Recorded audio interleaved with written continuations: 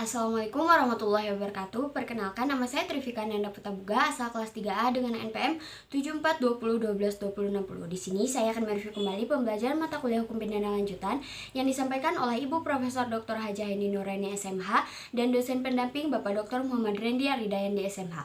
Pada pertemuan kali ini yaitu membahas mengenai bab 4, yaitu tentang pengulangan tindak pidana atau residif.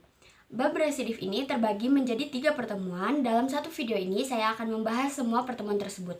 Pertemuan pertama yaitu pada tanggal 6 bulan November 2023 sebagai pertemuan ke-9, dan pertemuan ke-10 yaitu pada hari Senin tanggal 13 November 2023, dan pertemuan ke-11 pada hari Senin tanggal 20 bulan November 2023. Mengenai bab residif, yaitu pengertian residif di mana seseorang yang melakukan tindak pidana dan telah dijatuhi hukuman oleh hakim dengan suatu putusan atau vonis yang telah mempunyai kekuatan hukum yang tetap atau inkrah, kemudian melakukan lagi suatu tindak pidana. Nah, perbedaannya hampir sama antara residif dengan concursus realis. Namun berbeda, concursus realis yaitu belum ada putusan atau vonis dari hakim yang memiliki kekuatan hukum yang tetap, sedangkan residif sudah memiliki putusan atau vonis dari hakim yang memiliki kekuatan hukum atau tetap.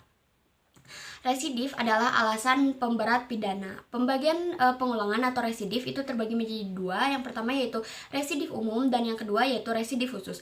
Residif umum yaitu pengulangan yang merupakan alasan pemberatan, jadi tidak disyaratkan jenis tindak pidana yang dilakukan maupun tenggang waktu pengulangan. Jadi tidak ada tenggang waktu. Dengan demikian tidak dikenal dalam daluarsa dalam residif umum ini. Yang kedua yaitu residif khusus, di mana tidak semua jenis pengulangan merupakan alasan pemberat. Pemberatan pidana hanya dikenakan terhadap tindak pidana tertentu dan dilakukan dalam tenggang waktu tertentu juga. Jenis residif inilah yang dikenal dalam KUHP. Nah, residif yang menurut KUHP yaitu tidak diatur secara umum dalam buku 1, tetapi secara khusus untuk tindak pidana tertentu diatur dalam buku 2 dan buku 3. Selain itu, KUHP juga mensyaratkan tenggang waktu pengulangan tindak pidana tertentu. Dengan demikian, KUHP menganut residif khusus ini. Lalu selanjutnya yaitu residif untuk tindak pidana dapat berlaku untuk kejahatan maupun pelanggaran. Residif kejahatan yang pertama yaitu dengan dianutnya residif khusus, maka residif kejahatan menurut KUHP adalah kejahatan-kejahatan tertentu yang dibedakan dalam 2 poin. Dalam yang pertama yaitu residif kejahatan tertentu sejenis diatur secara tersebar dalam buku 2 KUHP, yaitu dalam pasal 137 ayat 2, 144 ayat 2, 155 ayat 2, 157 ayat 2, 161 ayat 2, 163 ayat 2, 208 ayat 2, 216 ayat 3, 303 bis ayat 2, 321 ayat 2, dan 393 ayat 2. Dalam residif kejahatan sejenis hanya ada 11 jenis kejahatan yang merupakan alasan pemberatan pidana. Syarat-syarat residif yaitu ada 4.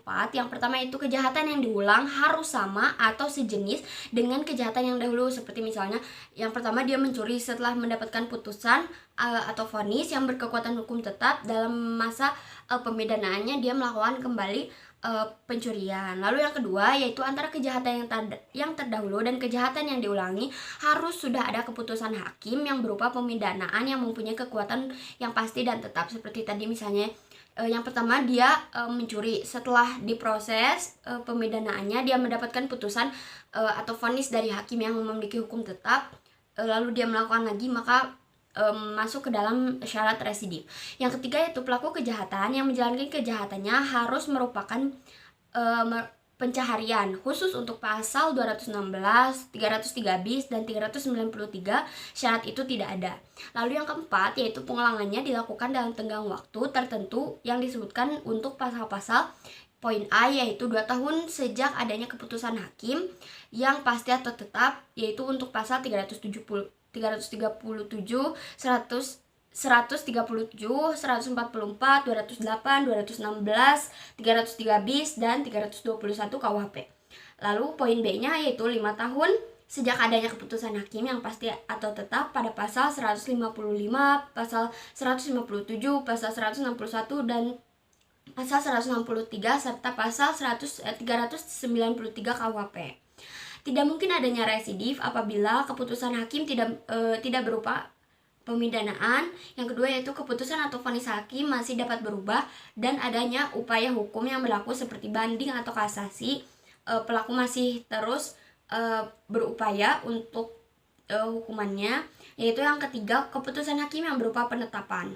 Misalnya keputusan yang menyatakan tidak berwenangnya hakim untuk memeriksa perkara tersebut, atau keputusan tentang tidak diterimanya tuntutan jaksa karena terdakwa tidak melakukan kesalahan dan tidak diterimanya perkara karena penuntutannya sudah daluarsa. Pengenaan pemberatan pidana untuk residif kejahatan sejenis ini berbeda-beda, yaitu yang pertama dapat diberikan pidana tambahan berupa pelanggaran atau pencabutan hak untuk menjalankan mata pencahariannya. Yang kedua yaitu pidananya dapat ditambah sepertiga sesuai dengan pasal khusus untuk pasal 216. Lalu selanjutnya yaitu pidana dapat ditambah dilipat 2 kali untuk khusus pasal 393 yaitu 4 bulan 2 minggu menjadi 9 bulan penjara. Residif kejahatan, nah kalau tadi adalah kejahatan-kejahatan yang sejenis, kalau sekarang yaitu residif kejahatan tertentu yang termasuk kelompok jenis. Hanya diatur dalam 3 pasal, yaitu diatur dalam pasal 486, pasal 487, dan 488.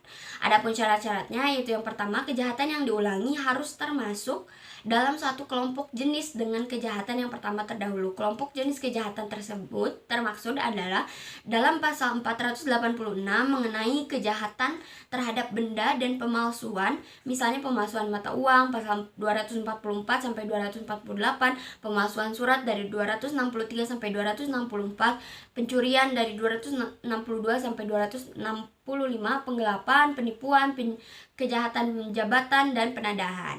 Kelompok jenis kejahatan dalam pasal sesuai dengan pasal 487 mengenai kejahatan terhadap orang, misalnya penyerangan atau makar terhadap kepala negara, pembunuhan, penganiayaan, dan lain-lain.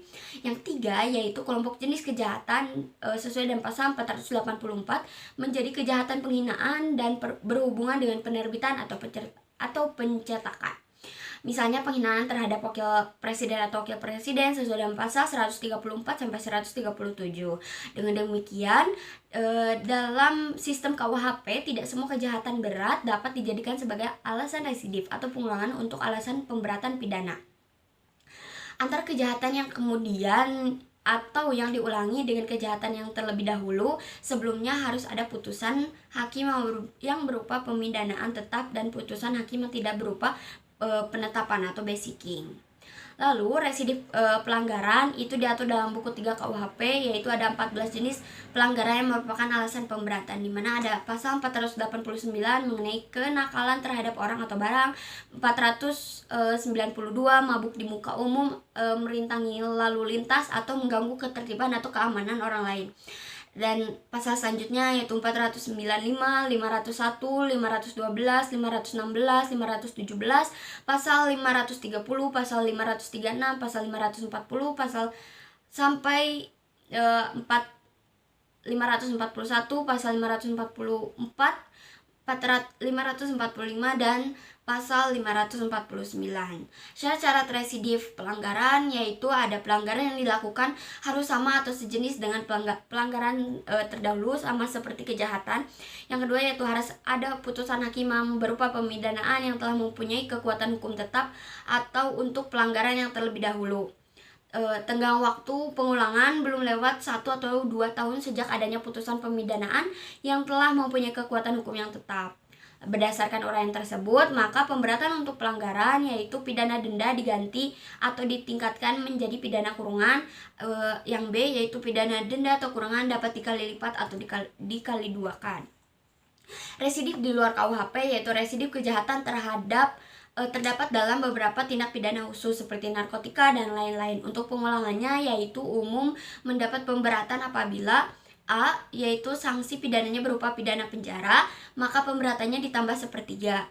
Lalu untuk poin B yaitu untuk sanksi pidananya berupa denda, maka pemberatannya dikalikan 2. Lalu yang kedua yaitu residif pelanggaran di luar KUHP yang terdapat dalam Undang-Undang Nomor 14 Tahun 1992 dan undang-undang lainnya dengan ketentuan pemberatan, yaitu yang pertama tenggang waktu pengulangan beragam, yaitu ada yang 1 tahun dan ada yang 2 tahun. Lalu untuk poin B yaitu untuk pemberatan yang ada ditambah separuh atau sepertiga dan yang ada dilipat, digandakan atau menjadi 2. Mungkin sekian yang dapat saya sampaikan mengenai bab tentang pengulangan tindak pidana atau disebut juga dengan residif. Terima kasih. Wassalamualaikum warahmatullahi wabarakatuh.